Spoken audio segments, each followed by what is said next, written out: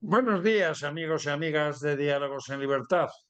Otro sábado más, el primero de primavera de este año, y parece que a partir de ahora nos va a abandonar el agua, ojalá, y que vamos a tener más horas de luz, porque la semana que viene cambia la hora y por otro lado, pues porque el cielito, el buen tiempo, la cercanía de las vacaciones de Semana Santa, pues van a ser interesantes para que nos animemos en estos momentos de incertidumbre en todos los órdenes.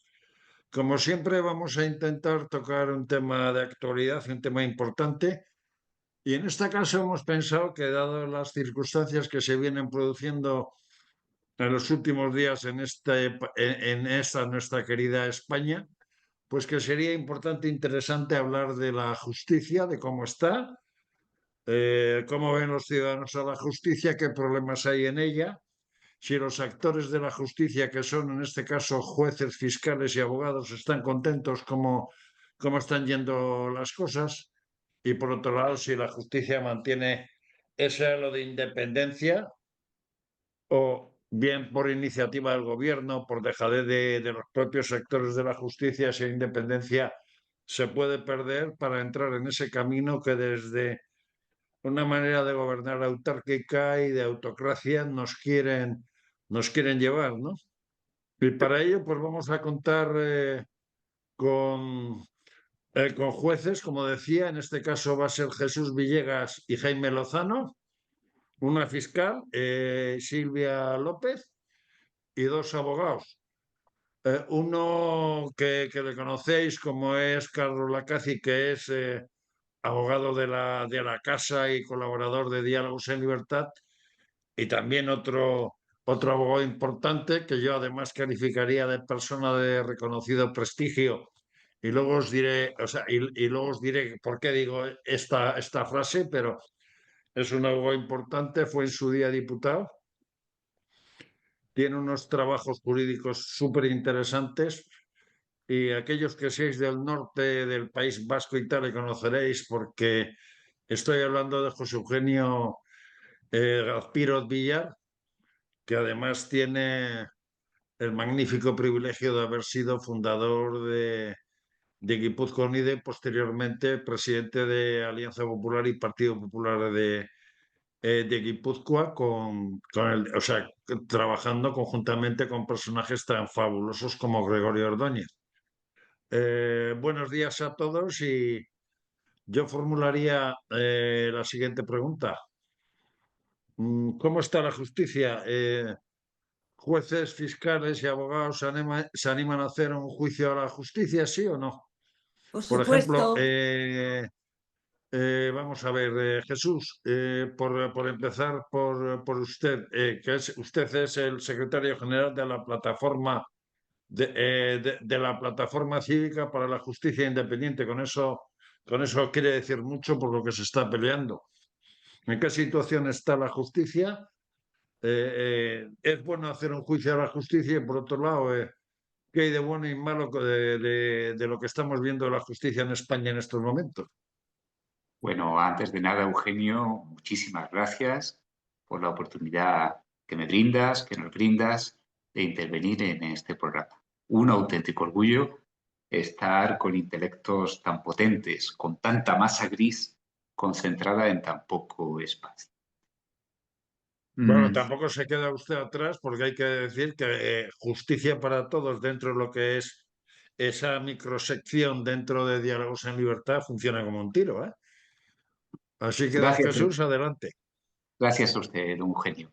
Pues mire, Jaime Lozano, magistrado como yo, es vicepresidente de la Plataforma Cívica por la Independencia Judicial. Silvia López, fiscal, es también miembro de la Plataforma Cívica por la Independencia Judicial, de la que yo soy secretario general. Y fíjese qué interesante que le hablamos desde una asociación en la que no solamente hay jueces, sino que hay abogados, hay fiscales, hay profesores universitarios, incluso hay gente que no pertenece al ámbito jurídico, como son médicos, ingenieros, economistas. Todo esto, ¿por qué? Pues porque la tarea de defender a la justicia no solamente compete a los jueces o a los profesionales del derecho, sino que es una tarea de todos los ciudadanos. Porque sin justicia no hay derechos humanos, no hay democracia, no hay Estado de Derecho. Y ahora mismo, ¿qué podemos decir de la situación actual? Pues la justicia está asediada, la justicia está atacada, la justicia está bajo fuego enemigo y precisamente los disparos vienen del frente de la trinchera política. Pero mire, le voy a decir una cosa. Hemos vivido momentos peores y sin lugar a ningún tipo de dudas saldremos adelante. La justicia siempre triunfa. Pues de un juez vamos a pasar a una fiscal. En este caso tenemos dos jueces, dos abogados y una fiscal, pero Silvia es una chica muy potente como buena guipuchi y sabrá defenderse sola porque la verdad que es una profesión tremendamente complicada por su lugar de procedencia. Pero Silvia, yo le preguntaría lo siguiente.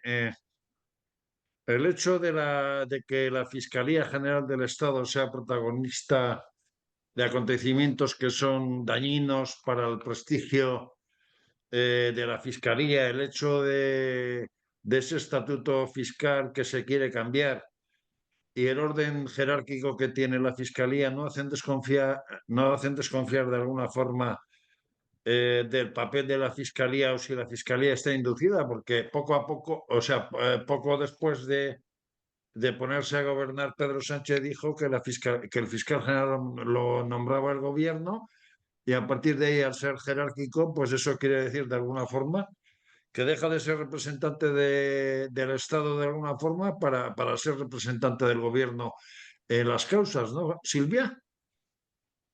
Don Jesús, comparto con Jesús, con mi querido Jesús, que la justicia siempre hacia adelante. Pero lo que no comparto es que no hemos vivido tiempos peores, por lo menos en Fiscalía. Lo que vivimos en Fiscalía es una auténtica vergüenza. La Asociación Profesional Independiente de Fiscales, APIF, se ha tenido que personar en una causa como acusación popular contra el fiscal general, no me atrevo a decir del Estado, diré del gobierno, porque como ha dicho usted, don Eugenio, es el fiscal del gobierno, lo nombra el gobierno, a todos los fiscales se ha nombrado el gobierno, pero el presidente del gobierno actual se permite hablar de quién depende la fiscalía, pues eso, o referirse a él como mi fiscal. Por lo tanto, ya no hablo de la justicia en general, sino de la fiscalía. Estamos en una situación que me atrevo a calificar tristemente como dramática.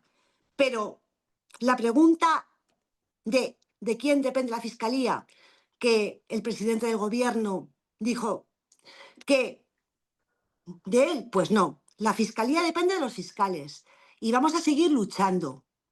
Y nos hemos personado en la causa contra el fiscal general. Hemos luchado porque se ha declarado inidóneo.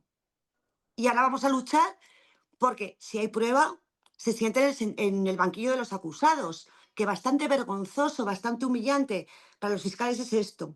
Pero los fiscales seguiremos luchando por defender. El fiscal no acusa, el fiscal defiende a la sociedad y vamos a seguir luchando por eso. Vergonzoso. Lo siento, no comparto con mi querido amigo Jesús que no hemos pasado tiempos peores. Esto es lo nunca visto. Esto es el todo vale. Aquí nada tiene consecuencias. Bien, de juez y fiscal pasemos a abogado y por orden de experiencia, José Eugenio Azpiroz Villar. Usted, además de abogado, ha sido legislador, con lo cual conoce muy bien todos los entresijos de la justicia como actor y como persona que de alguna forma ha participado en la elaboración de leyes para mejorar la justicia. ¿Cómo considera que se encuentra la justicia en este momento? Bueno, en primer lugar, yo acabo de escuchar unas palabras que comparto de la fiscal Silvia. Me parece que se llega a un nivel institucional de degradación, pues que es un estabilizador social como institución, la Fiscalía y la Judicatura, y en principio, sobre todo, el Estado de Derecho en su conjunto, y estamos en una situación que espero que no se quiebre, pero que realmente estamos en una situación impensable no hace demasiado. Pero también quiero decir otra cosa, y la otra cuestión es que yo creo que en este momento la justicia hay como mínimo dos grandes aspectos de los cuales hablar o reflexionar. Uno, el que estamos tratando en este momento, pero hay un segundo aspecto en el cual algunos debemos hacer autocrítica, que se refiere más bien a la importancia que nuestra sociedad y nuestros gobernantes dan a lo que constituye la justicia como servicio a la ciudadanía. Yo creo que faltan elementos de recursos humanos, materiales y económicos para que los jueces puedan desarrollar y los fiscales puedan desarrollar con un mayor grado de efectividad una justicia también más inmediata, porque claro, hay una acumulación de expedientes, de trabajo enorme y hay verdaderos atascos en muchos sitios. No me voy a ensañar en la palabra de no hay mayor injusticia que la justicia tardía, pero sí puedo decir que a mí me ha llegado a ocurrir que un cliente mío se ha muerto entre el acto del juicio y la sentencia. O sea que y no quiero con eso nada más que reconocer la carencia de medios. No nos tomamos excesivamente en serio la justicia material a impartir como servicio cívico. Y por otro lado, estamos en un momento en el cual la piedra de bóveda del arco es del Estado de Derecho en la judicatura y los que podemos estar alrededor en alguna medida, no en la misma, pero en alguna medida también, la Fiscalía y el respeto y la defensa del Estado de Derecho y de la ley. Y esto se lo está saltando quien pueda la Torah. Y lo estamos viendo cuando se utilizan tácticas inadecuadas, por ejemplo, para legislar. ¿Cómo evito que haya informes preceptivos del Consejo de Estado o de los organismos que en cada caso sean los que tienen que dictaminar sobre un proyecto de ley? Pues hago un real decreto o hago una proposición de ley que se evita, y no es la finalidad que tenía ni tiene en el reglamento del Congreso o del Senado el que se utilice eso para eludir una serie de trámites que dan garantías y sostén a un proyecto de ley que no lo tiene una proposición de un grupo parlamentario cualquiera. Es decir, que estamos con una continua acción desacreditadora de los valores que tienen este tipo de Eugenio, en instrumentos. eso que dice, le voy a contar una anécdota que ha sucedido esta semana. El pasado jueves, en el Pleno del Congreso, se tocaba un tema concreto de una propuesta aprobada por el Senado y el portavoz del Grupo Parlamentario Popular tuvo que protestar porque en el articulado de esa propuesta enviada del Senado al Congreso se había modificado el articulado sin conocimiento del Grupo Popular y se produjo un incidente bastante desagradable, con lo cual eso quiere decir de alguna forma que se está gobernando de una manera o sea, que se quita todo aquello que no interesa para favorecer al propio gobierno, ¿no? Pero llegar a un punto en eliminar un articulado de una propuesta aprobada desde el Senado, además con un informe desfavorable a ese hecho del letrado de la Cámara, es bastante grave. Pero si le parece, para terminar esta primera ronda y entrar en debate, vamos a ir hacia el segundo magistrado, en este caso Jaime Lozano. Magistrado, ¿cómo ve usted la justicia como persona que trabaja día a día? ¿Tienen problemas tanto materiales como el hecho de que los jueces, por llevar a cabo su trabajo, se sienten acosados? ¿Cómo ve el desarrollo de la justicia diariamente desde ese momento en que usted se pone en la toga y empieza a repartir justicia o a interpretar y hablar de las leyes según las demandas que le presentan los ciudadanos? Hola, buenas tardes. Bueno, muchas gracias por la invitación. Bueno, yo creo que la justicia ahora mismo, respecto de la situación de acoso a la justicia y de cerco a la justicia, vive uno de sus peores momentos. la Fiscalía, desde luego, como ha dicho Silvia, vive creo que el momento más bajo que ha vivido jamás. Jamás, eso es evidente. Respecto de lo que son los tribunales, precisamente, en mi opinión, esa situación de cierto acoso, a mí me da la impresión de que entre los jueces ha provocado un cierto revulsivo o rearme moral, esa misma sensación de acoso, de ser un fuerte sitiado por los indios, ¿no?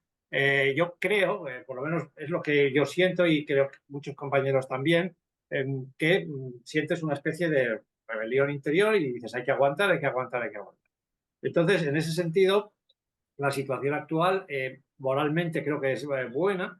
Creo que hay una serie de juzgados y tribunales que están investigando causas que afectan al poder público, como es su deber, y están echándolas para adelante, y eso también es pues una muestra de salud de la justicia, pero todo eso para mí está en el alero, porque tenemos enfrente cosas como, por ejemplo, la ley de los tribunales de instancia ya aprobada. Tenemos enfrente las tramitaciones de una ley que quiere acabar con la acción popular. Tenemos la idea de tramitar una ley que quiere modificar el sistema de ingreso. Es decir, aunque la situación actual es la que he dicho, se ciernen graves amenazas que podrían dar al traste incluso con esa sensación de rearme moral, porque podían minar desde dentro la carrera judicial, a través de los sistemas de acceso, eliminar la acción popular, que es una de las vías más importantes de control del poder público, dejar maniatados a los jueces, no digamos si se introduce también la instrucción por los fiscales, muy capaces, por supuesto, de instruir, pero siempre que se les dote de un estatuto de independencias. Y quizás también la utilización del cuarto turno para meter, vamos a decir, personas afines en el mundo de la justicia que debe ser independiente, ¿no? Entonces, todas esas cosas, si se llegan a cabo, si se consigue, pues podían, desde luego, digamos, diluir la carrera judicial y, bueno, que incluso esta situación actual, que ya digo, internamente es de acoso, pero de fortaleza, se terminara.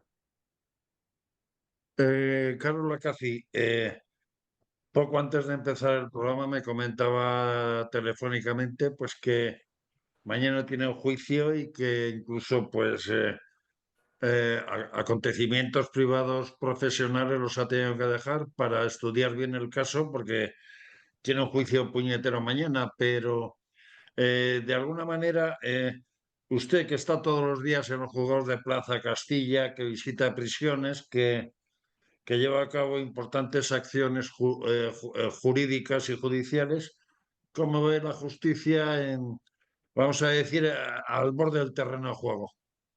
Bueno, Eugenio, muchas gracias por la invitación nuevamente y a los compañeros hoy de tertulia, a todos ellos, pues un saludo muy cordial y además, bueno, pues son personas que efectivamente son un ejemplo a seguir por la profesionalidad con la que cada día tienen que lidiar. Y tienen que lidiar, digo, y lo digo y subrayando la palabra lidiar, ante un entorno muy, muy ensombrecido. Y digo un entorno muy ensombrecido porque desde mi punto de vista, el primer problema que subrayaría de la justicia hoy en día no es tanto de la justicia, sino del ataque que se hace constantemente a los operadores jurídicos y muy especialmente y particularmente a jueces y magistrados.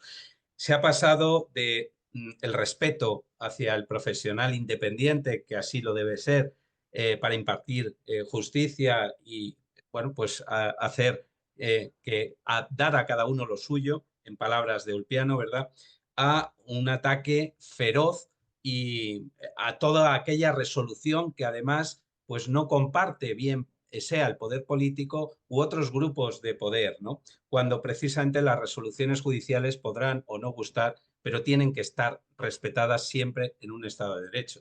Por tanto, primer punto crucial es rebajar ese ataque feroz que hay ante operadores jurídicos, no solo a jueces y magistrados, porque me consta que también a otros operadores, pero muy particularmente a los jueces y magistrados. Segundo punto, Eugenio, usted lo decía, mire, yo estoy todos los días o buena parte de mi tiempo dedicado a bueno, pues ir a los juzgados, entre otros los de Plaza Castilla, aquí en Madrid, Y efectivamente yo pondría dos ejemplos. Decimos que la justicia, en palabras de Ulpiano, es dar a cada uno lo suyo, ¿no? Es la constante y perpetua voluntad de dar a cada uno lo que le pertenece.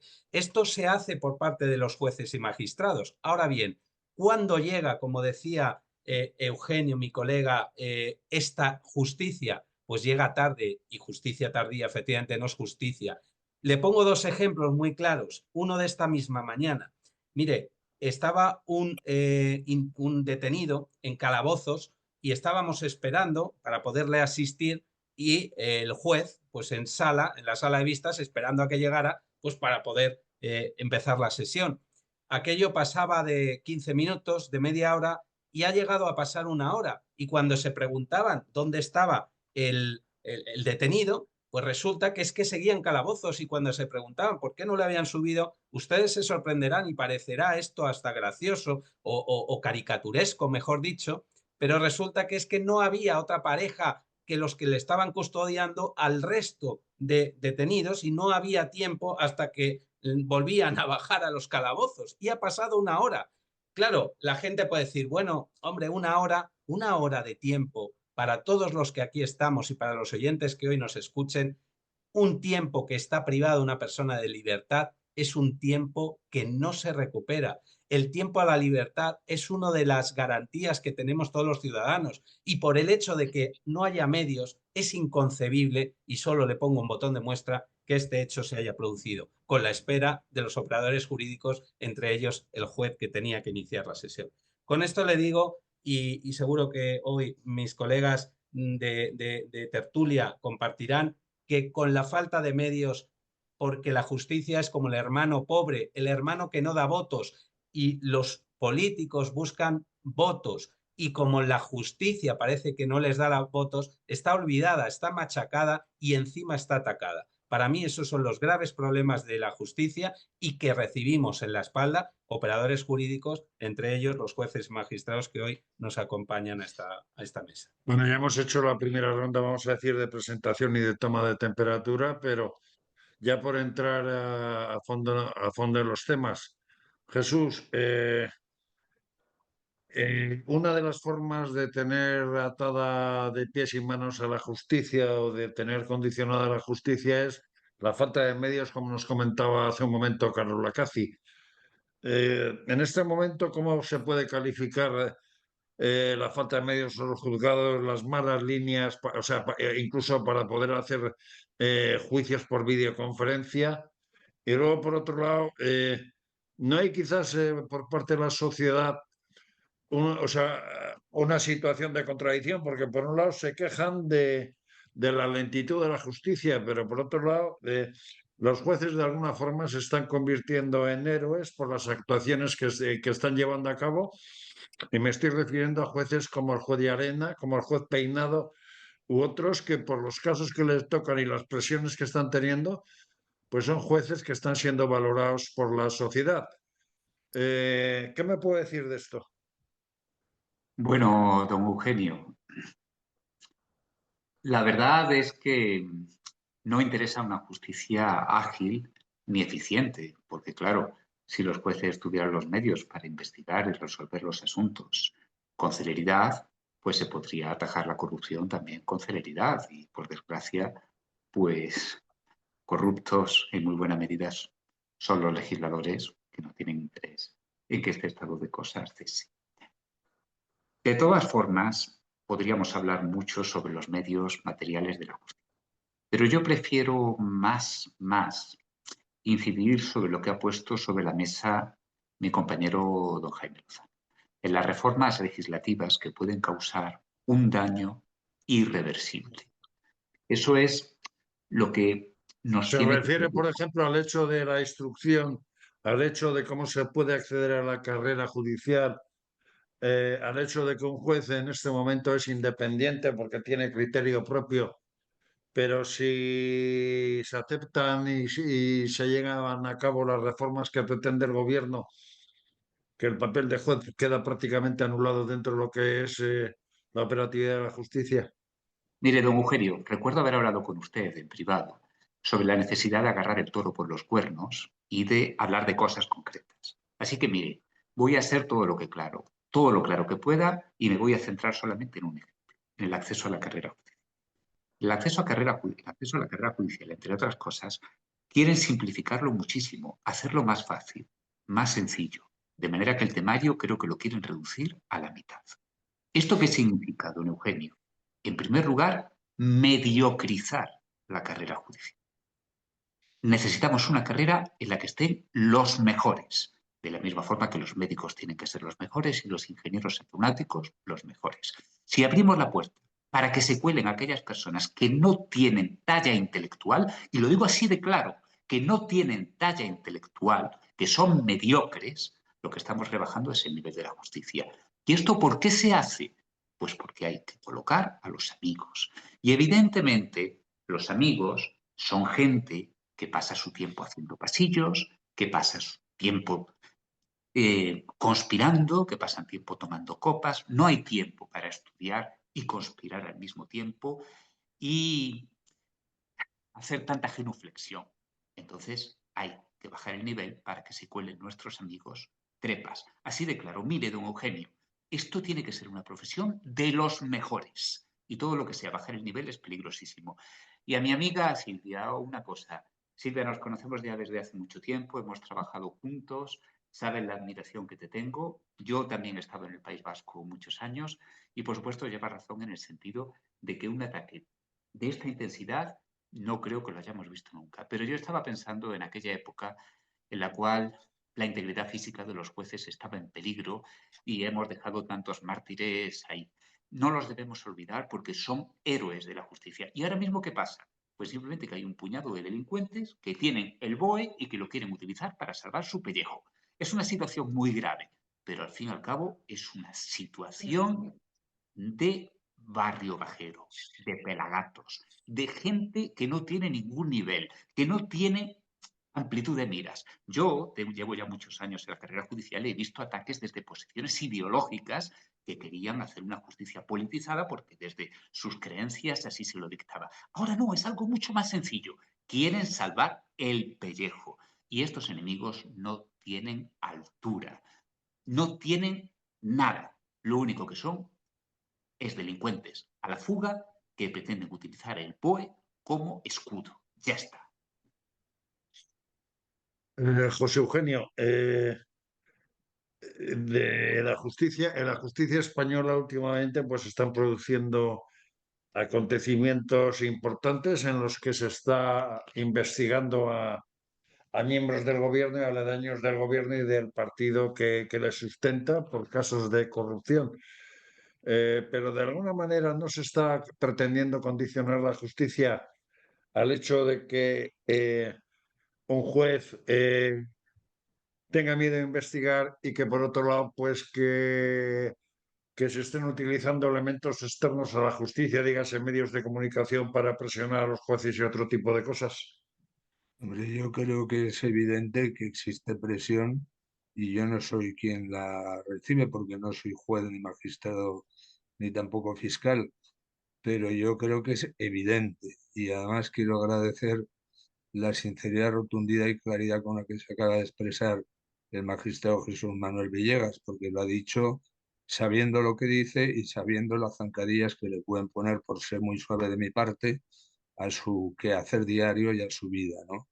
Naturalmente que se está presionando a la gente que puede hacer justicia en casos en que no se quiere que haya justicia, porque hay intereses de parte, hay corrupción, hay determinadas situaciones y entonces la forma es no promocionar, la forma es que un amigo te llama y te dice, en fin, no sé, eso lo podrán explicar mucho mejor que yo ellos, pero tengo el convencimiento, como lo tiene en la calle la mayoría de la gente.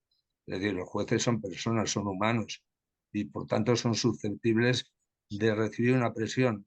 También son susceptibles de aguantar la presión y no entrar a relativizar su actuación profesional, pero son gente como todos nosotros que cuando te aprietan pues te joroban la vida en la dimensión que sea. Y yo por eso acabo de decir que agradezco mucho esas palabras porque me parece que tienen valentía. Y también comparto la visión tanto de él como de Silvia, la fiscal, que en definitiva no son posiciones, en mi opinión, contradictorias. ha habido unos años, y bien lo sabemos, aunque no hayamos sido jueces, pues por ejemplo tú y yo, lo que es el Sí. costo de ejercer la justicia en el País Vasco, pues muchas veces acababa siendo un ataúd, ¿no? Acababa siendo un muerto. En ese sentido se está peor que ahora, sí. Lo que pasa es que yo creo que ahora se está peor en otra forma, en que la sociedad parece que no es consciente de la importancia que tengamos una justicia de verdad, en mayúsculas, que como antes decía, en mi opinión es la clave de toda del Estado del Derecho. Y sin Estado de Derecho no hay democracia. Y eso es algo que por fax o por nefax se está consintiendo. Yo he dicho que hacía autocrítica en el sentido que entiendo, en España cuando hablamos de servicios públicos, ¿qué habla la sociedad? Sanidad y educación. Bueno, ¿y por qué no sanidad, educación y justicia? Con la Y importancia que siendo además tienen. el tercer pilar del Estado y garante de la democracia, ¿no? Efectivamente. Y yo espero que haya un cambio de conciencia en ese sentido por parte de la sociedad y que los partidos políticos, más que mal que bien, pues puedan asumir el que tienen que meter en sus presupuestos y disposiciones que favorezcan recursos materiales y humanos, como decía mi compañero Lacazzi hace un momento, ¿no? Yo en ese sentido estoy un poco decepcionado. Sí creo, como también se decía por Jaime, que esta situación, por otro lado, ha tenido que dar a los que practicáis la justicia y decidís, por cierto, una cosa que yo siempre he admirado. Me parece que el ser juzgador exige una buena dosis de vocación, de conocimiento, como se apelaba hace un momento, porque no puede haber rigor si no hay una preparación adecuada, ¿no? Pero yo no acabo de ver, pese a esa unión que en este momento existe en la judicatura y que no la rompan las nuevas iniciativas legislativas que efectivamente van no solo la presión individual al juez, la presión colectiva para bloquear los mecanismos para que haya una judicatura justa, limpia y que pueda actuar con independencia, ¿no? Y ese problema no lo acabo de ver todavía a nivel de calle, a nivel de sociedad. Ojalá cambie. Silvia, ¿cómo están las cosas por la Fiscalía? Porque la verdad que es un sector de la justicia que se conoce poco y mucha gente pues desconocerá cómo actúa la Fiscalía hasta que ha oído el caso del fiscal general del Estado, pero el hecho de la jerarquía, el hecho de que en ocasiones esté actuando sin hacer caso a la Junta de Fiscales, sin hacer caso a la mayoría de lo que opinan los fiscales a la hora de actuar en planteamientos jurídicos o en personaciones o en este tipo de cosas, ¿hasta qué punto está dañando a la Fiscalía? Unido al hecho de que su máximo representante o la cabeza visible de lo que es la Fiscalía en España, pues está imputado por actuaciones que se pueden considerar graves.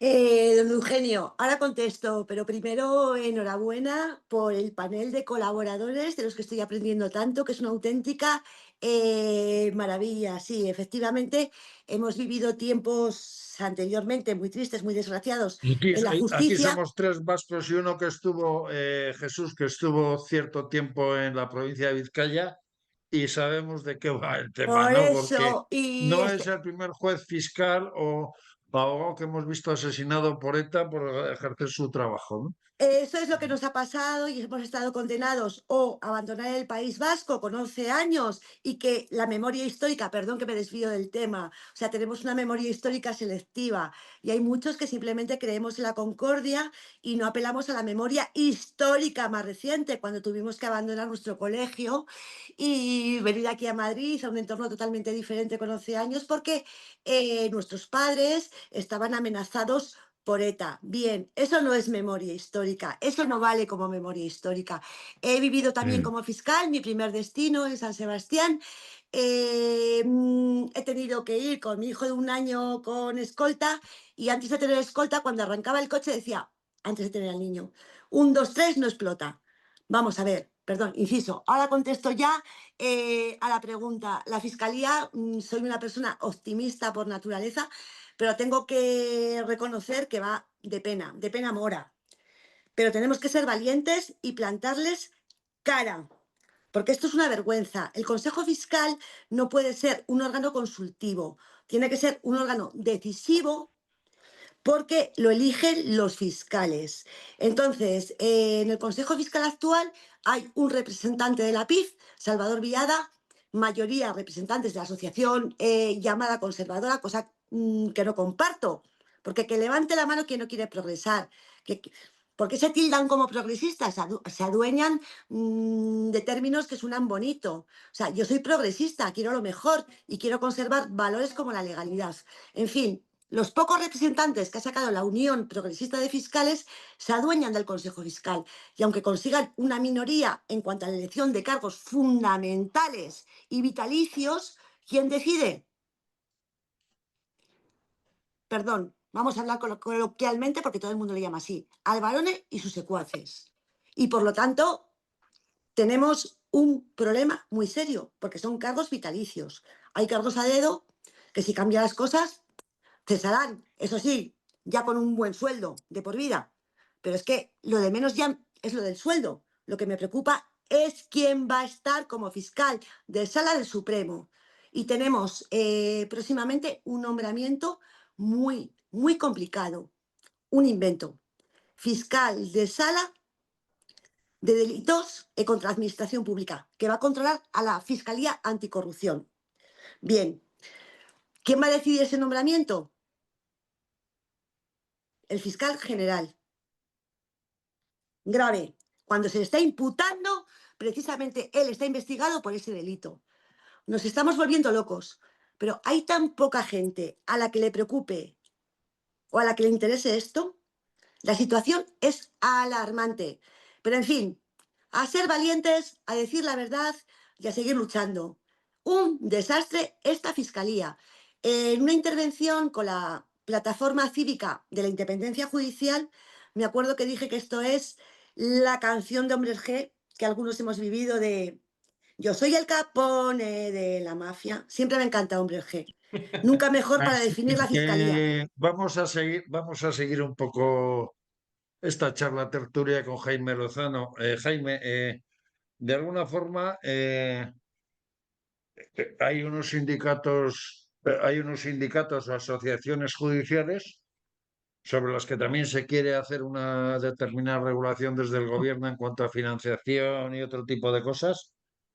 La sociedad está apoyando a los jueces, pero el juez se ve apoyado por la sociedad, se ve respaldado por la sociedad para solucionar sus problemas, porque claro, el juez tiene integridad dentro de su independencia y demás, pero se ve muy solo cuando tiene que tomar decisiones y luego por otro lado, pues eh, se quiere alterar un poco su tranquilidad con actuaciones desde el Consejo General del Poder Judicial y otro tipo de estamentos que se quiere modificar para que el juez esté condicionado de alguna manera, ¿no?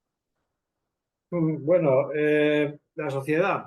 Vamos a ver, hay cosas muy evidentes que cuando eh, mucha gente ve casos de corrupción y ve jueces que investigan, pues sí, dice, menos mal los jueces, menos mal. Eso sí es así. Pero también es verdad que hay una falta de cultura jurídica enorme en la sociedad, de tal manera que la degradación del Estado de Derecho, que es rampante, no se ve como un problema. Es decir, si, por ejemplo, la gente sí que entiende, pues entiende, por ejemplo, la cuestión de los derechos. Si de repente dijera, se suprime el derecho de manifestación, diría, no, como esto es una dictadura. Pero si se toca el Consejo de Poder Judicial para poder dominarlo mejor, no sé si es porque una cuestión técnica o es una cuestión que no se ve, no se considera que sea una cuestión grave. Y están pasando cosas muy graves. Y una de las más graves, y introduzco otro tema relacionado, es lo del Tribunal Constitucional. Yo, aparte de lo que todos sabemos del Tribunal Constitucional, yo recomendaría la lectura, porque yo la leí hace unos días y me he quedado helado, la lectura de la sentencia 136-2024. Esta sentencia se refiere a una impugnación de una ley gallega sobre salud pública, donde se tomaron una serie de medidas pues, para las pandemias, etc. Esta sentencia, aprovechando que el Pisuerga pasa por Valladolid, dice que vamos a revisar lo que se dijo por el Tribunal Constitucional cuando el estado de alarma. Cuando se dijo que un confinamiento de toda la población suponía una suspensión del derecho de circulación y que por tanto no se podía tomar con un estado de alarma, sino que hubiera hecho falta un estado de excepción. Pues el Tribunal Constitucional, sin venir a cuento, porque no es una sentencia que se refiera a un estado de alarma en absoluto, decide revisarlo, coger el voto particular en aquel momento de Conde Pumpido e introducirlo como cambio de doctrina y, entre otras cosas, dice que se puede confinar. Primero dice que la distinción entre limitación y suspensión de derechos no está en el grado de la limitación, sino en lo que diga el gobierno o el Parlamento al limitarlo. Puede ser una limitación completa y no sería suspensión, es algo incomprensible. Y también dice que con una simple ley orgánica, sin necesidad de estado de alarma, sería posible confinar a toda la población, sin estado de alarma, ni de excepción ni de sitio, sería posible confinar a la población. También introduce que la vacunación obligatoria puede ser establecida. Es decir, bueno, es una sentencia que en sus primeras frases dice salus populi suprema lex est, lo dice literalmente. Esto es una máxima ciceroniana, pero que, por ejemplo, Hobbes la hizo constar en su Leviatán. O sea, la salud pública es la suprema ley, pero además la salud pública romana no es la salud sanitaria, es la salud del Estado. Entonces, quien dice por la salud pública suprema lex est por una cuestión sanitaria, lo puede decir por una cuestión de seguridad pública también. Entonces, se ha dictado una sentencia terrible, que está diciendo que con una ley orgánica, ya sabemos lo poco que cuesta juntar la mayoría de la ley orgánica, se pueden dar prácticamente plenos poderes al gobierno para, por ejemplo, confinar a toda la población. Esto es algo sorprendente que ha pasado desapercibido. Yo sí recuerdo que los periódicos dijeron, bueno, enmienda su doctrina sobre el estado de alarma, pero va mucho más allá. Va mucho más allá y es una sentencia, sinceramente, que da, no quiero ser exagerado, ¿no? Pero da poderes a un gobierno que quisiera instaurar un sistema autocrático, le da poderes para instaurarlos por medio de ley orgánica. Esto es así. También ha habido, no sé si sentencia o resolución muy recientemente, que es de la Audiencia Provincial de Sevilla, pidiendo a la Unión Europea opinión por lo que se está haciendo desde el Tribunal Constitucional con los ERE, ¿no? Esto es una noticia muy buena. Se estaba gestando esta posible cuestión de inconstitucionalidad. Yo no sabía si iba realmente a decidirse la audiencia provincial. Parece que se ha decidido. Es una noticia excelente porque es cierto que existe doctrina del Tribunal de Justicia de la Unión Europea para un caso rumano, donde expresamente les dice a los jueces rumanos que no tienen obligación de aplicar sentencias de su Tribunal Constitucional. Primero, si es un tribunal constitucional cuya constitución está dominada por el Parlamento o por el Gobierno. Eso ya es altamente interesante respecto de nuestro tribunal constitucional, porque así es. Pero segundo, independientemente de su conformación, si ese tribunal constitucional ha tomado decisiones que impiden la lucha contra la corrupción y ponen en peligro los fondos comunitarios. En aquel caso eran sentencias del Tribunal Constitucional que obligaban a repetir una serie de juicios a políticos condenados por corrupción, porque el Tribunal Constitucional había establecido una serie de exigencias muy intensas en cuanto a la posibilidad de intervención de comunicaciones y otra serie de cuestiones, de tal manera que había que volverlos a juzgar prácticamente sin pruebas en los tribunales con camino a la absolución, evidentemente.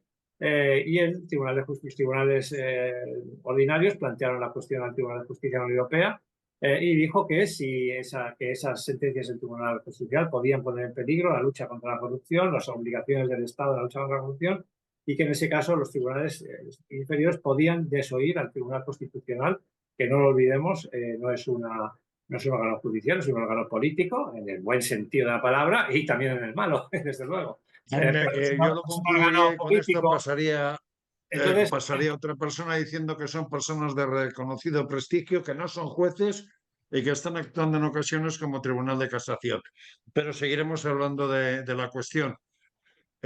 Carlos, vamos a ver, la justicia dentro de sus órganos importantes tiene al Consejo General del Poder Judicial, al Consejo de la Abogacía, a las asociaciones de jueces y fiscales, pero la justicia no funciona. Cuando uno habla con un juez, un fiscal, un abogado,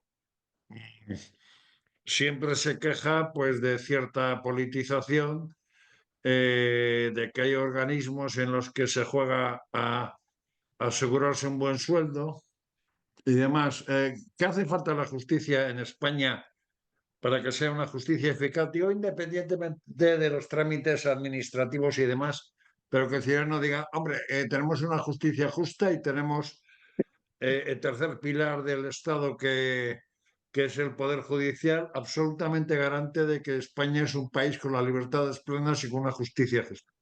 Pues fíjese, Eugenio, que yo diría que esta es la pregunta más sencilla de responder, porque está respondida y está resuelta por la Carta Magna.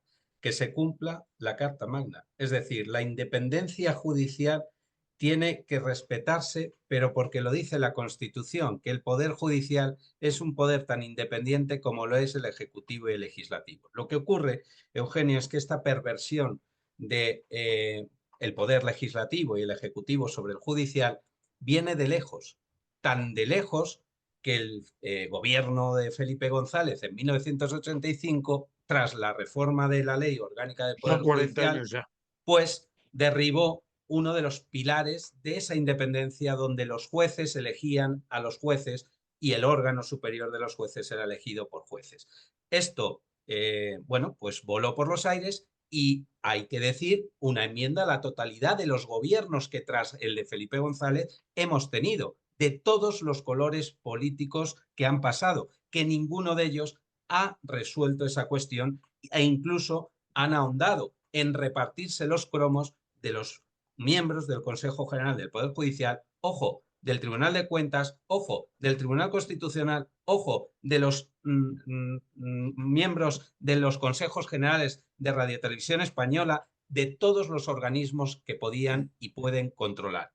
Si nos centramos en la justicia, Eugenio, la respuesta, como digo, debe ser más sencilla, y es que las garras del Poder Ejecutivo o del Legislativo suelten de una vez la independencia del Poder Judicial y que el grado que yo decía antes de ataque frontal e injustificado a jueces y magistrados por parte ya no solo de políticos, sino de otros grupos de presión o de poder, pues que tenga consecuencias. Mire, fíjese, Eugenio, usted hablaba del Consejo General del Poder Judicial como miembro, efectivamente, o consejo, en este caso, que debe de defender, bueno, pues los derechos también, por qué decir, de los jueces. Hablaba de las asociaciones de jueces. Aquí hay una de ellas representada, quizá la que con más altavoz y más voz y más libertad e independencia se expresa.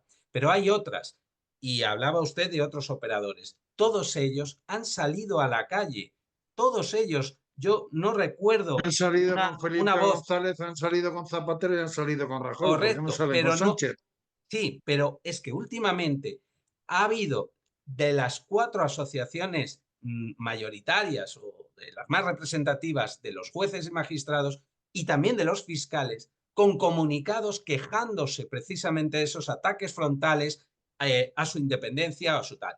Ahora bien, en el papel, que lo aguanta todo, lo hemos visto, pero luego, desde mi punto de vista, también faltan voces tan libres, tan independientes, tan críticas y tan claras como la que hoy representa, sin ir más lejos, Jesús Manuel Villegas, su asociación y los miembros de su asociación, para decir alto y claro que hasta ahí hemos llegado, que no pueden los jueces y magistrados estar todos los días con la espada de Damocles llamándoles fachas, llamándoles jueces, bueno, prevaricadores, etcétera. Es que esto es un ataque a la democracia, como decía mi colega Eugenio, es que esto no se puede tolerar. Ustedes se imaginan que el magistrado hoy aquí presente, Jaime y don Jesús, don Jaime y don Jesús, se refirieran aquí a cualquier diputado diciéndole que es un prevaricador, que, bueno, pues que es un corrupto con nombre y apellidos, que es facha o que es de no sé dónde.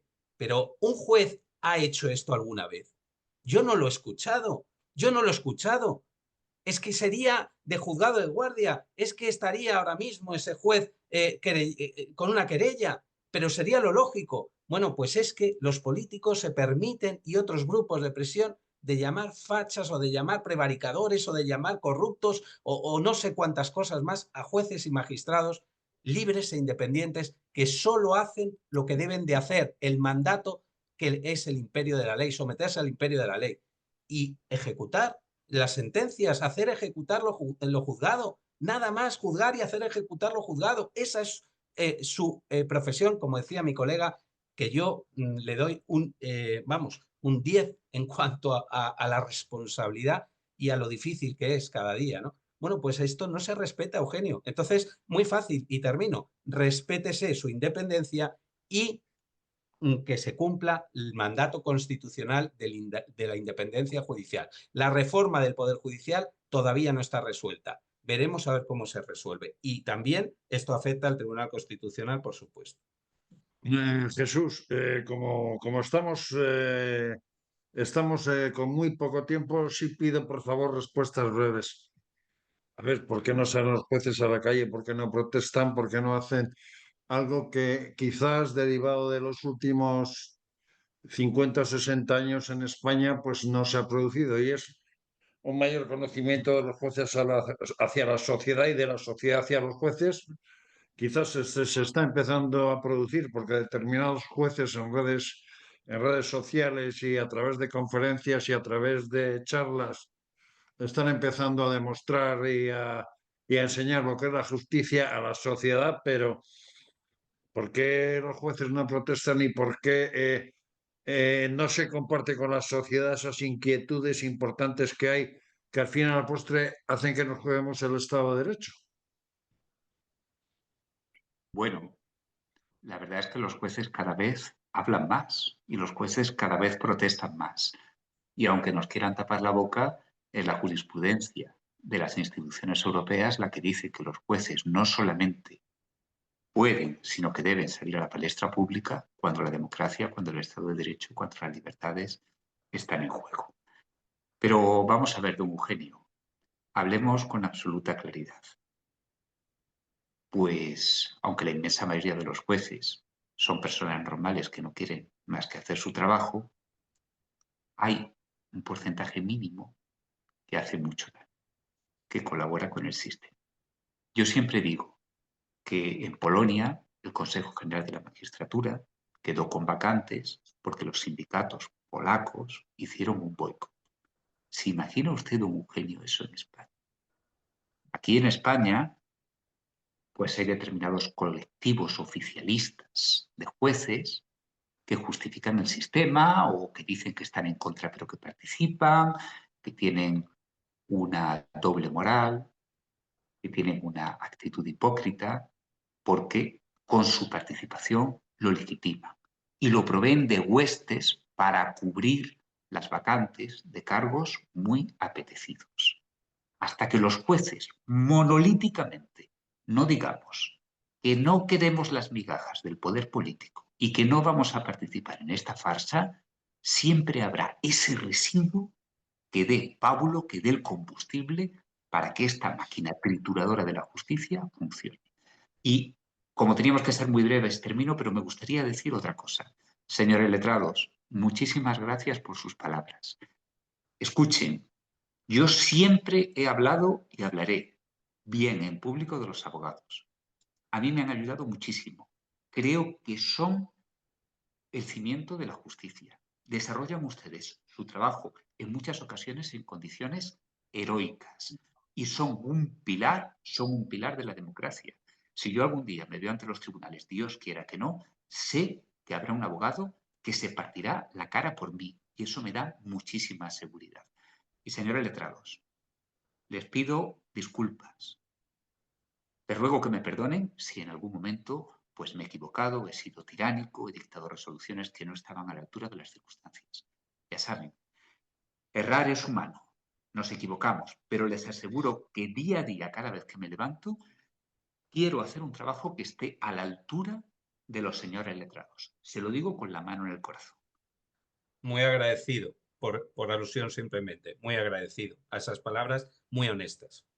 Ese Pues Eugenio, agradecimiento, cuando uno ha aunque sido también erramos los abogados, al menos yo también me equivoco, soy humano, ¿eh? Pero 1.000.000 de cuando uno ha gracias. sido legislador y proviene del mundo del derecho, en este caso de la abogacía, y ve lo que está pasando ahora, eh, ¿cómo ve las cosas? ¿Ve peligro? ¿Ve que la justicia se puede desmoronar?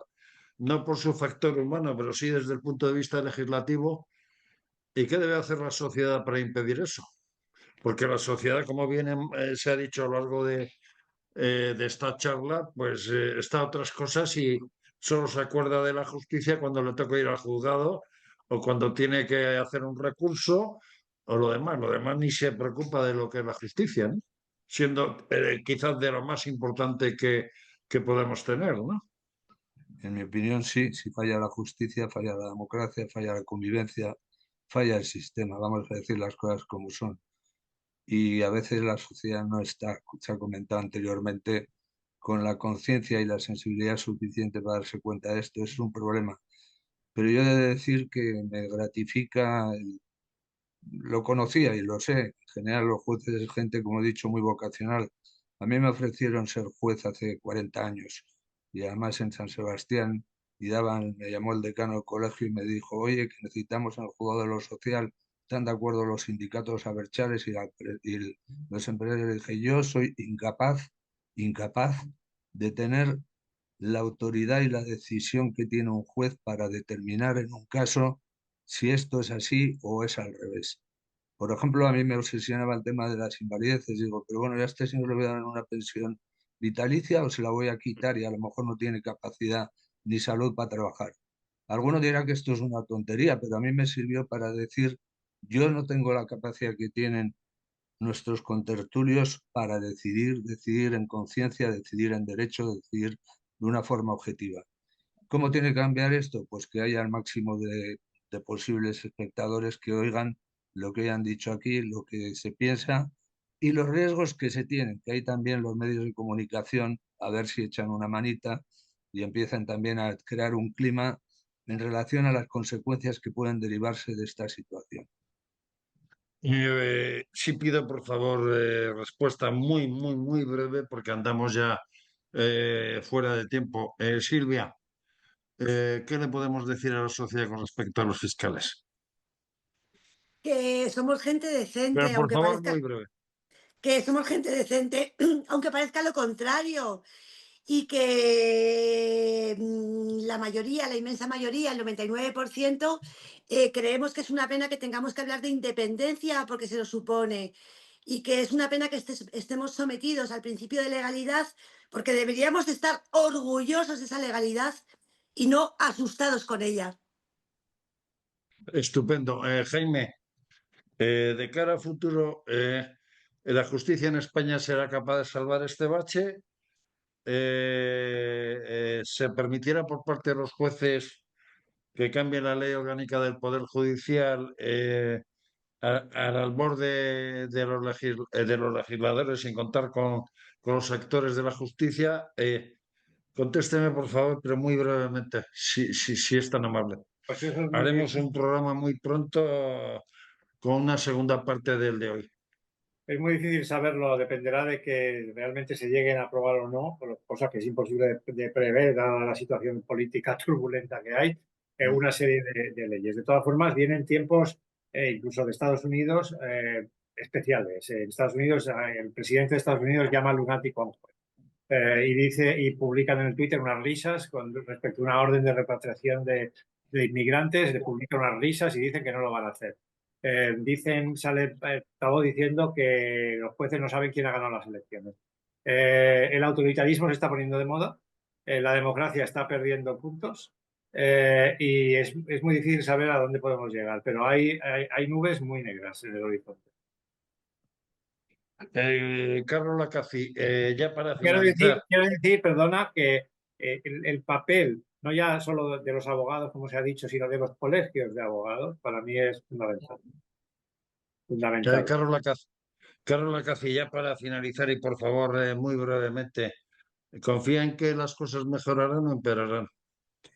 Confío en la profesionalidad de los operadores que hoy nos representan estos contertulios, que son jueces, magistrados, fiscales y humildemente los abogados que también hoy hemos estado presentes. Y entre todos, junto con el resto de funcionarios que también se dejan la piel, ojo, en estos juzgados de trinchera que usted hacía mención de Plaza Castilla, bueno, mi reconocimiento hacia la gran mayoría de ellos, que me consta que tiene una sobrecarga excesiva de trabajo y entre todos haremos lo posible porque la justicia salga adelante como pilar fundamental de un Estado de Derecho. Pues amigos y amigas de Diálogos en Libertad, esto ha sido nuestro juicio a la justicia. Haremos un segundo programa en muy poco tiempo. Gracias por todo y hasta la semana que viene. Gracias, Eugenio. Gracias. Gracias a todos.